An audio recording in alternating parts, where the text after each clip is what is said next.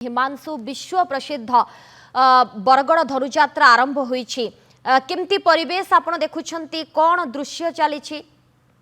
निहाती भावे विश्व प्रसिद्ध बरगड़ धनुजात्रार आज होची द्वितीय दिन एवं द्वितीय दिन में बेस व्यग्रता थिला लोक माने एई दृश्य को देखिबा को जाके समलेई मंडप ठारे आउ किछि समय परे एई दृश्य अभिनीत हेबो जो दृश्य की देखिबा को समस्त आसबे कारण श्रीकृष्णकर जन्म एठी जे जो माने परिचालना दायित्व रे अछंती आमे तांकर मध्ये प्रतिक्रिया नै परिबा तार कोन कहबे केते नै तो आपन माने कारण आउ किछि समय परे एई स्थान रे कि माने सेई दृश्य अभिनीत हेबो जो कारागार में देवकी वसुदेव को थारे जे कृष्णकर जन्म हेबो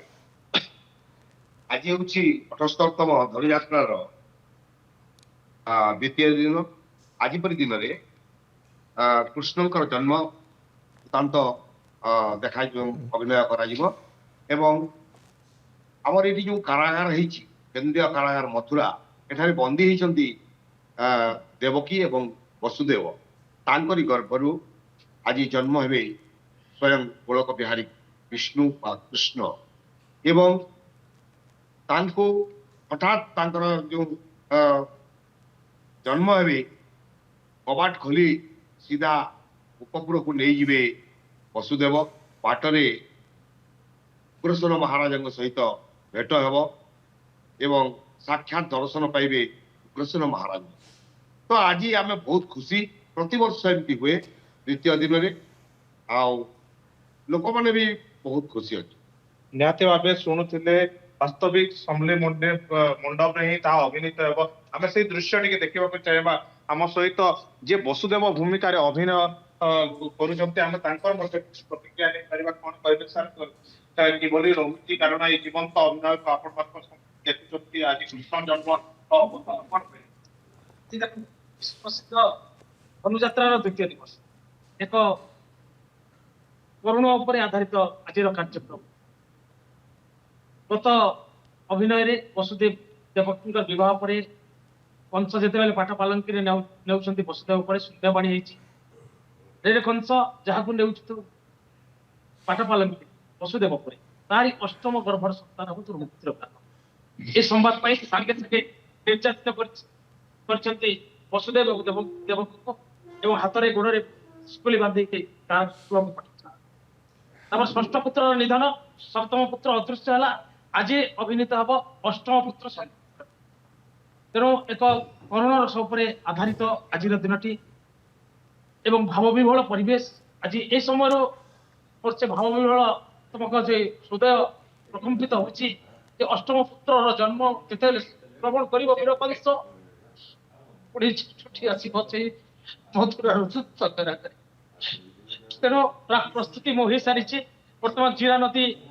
आमर पारंपरिक जीरा नदी यमुना नदी में रूपांतरित हम और से जीरा नदी में मुझे जन्मित पुत्र कृष्ण को नहीं गोपपुर को जी आज ये अभिनय प्रदर्शित निहाती भावे आम सहित देवकी चरित्र अभिनय कर देवकी रूप में वर्तमान कौन कह मंडप लोक कौन कह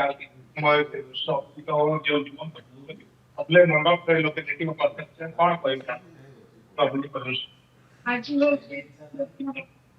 विश्व प्रसिद्ध बरगड़ धनुजात्रा जितेबाला कारागार वसुदेव और देवकी कारागृह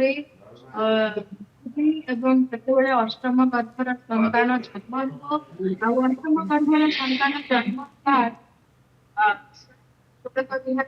नारायण माता देवं जठरे स्थान देवाई अनुमति कृष्णकर जन्म अष्टम गर्भर संतान वसुदेव अष्टम गर्भर संतान को केमती सुरक्षित रखिए तार दायित्व से जिनस गुड़ाक आपण मैंने आज द्वितीय दिन दृश्य निहाती भावे शुणुले देवकी वसुदेव पंडित मंडप जो माने परिचालना करते जो कारागार रही से कारागार मध्य बर्तमान निक्षेप कर श्रीकृष्णकर जन्म हो गोटे भावविह्वल परिवेश रही आध्यात्मिक परिवेश रही वसुदेव श्रीकृष्ण जहाँकि जीरा नदी जेटा यमुना नदी सहित पार हो आज उपपुर जी यही सब दृश्य अभिनीत हो जीवंत दृश्य गुड़ी देखा लक्षाधिक लोकंर बर्तमान भिड़ रही समले मंडप ठारे एवं लोकंर खचाखच बहुत बहुत धन्यवाद हिमांशु आपण समस्त सूचना पाई। हिमांशु नंद आम सहित लाइव रे जोड़ी होते बरगढ़ रिपोर्टर ए संपर्क में अधिक आलोचना करूँ।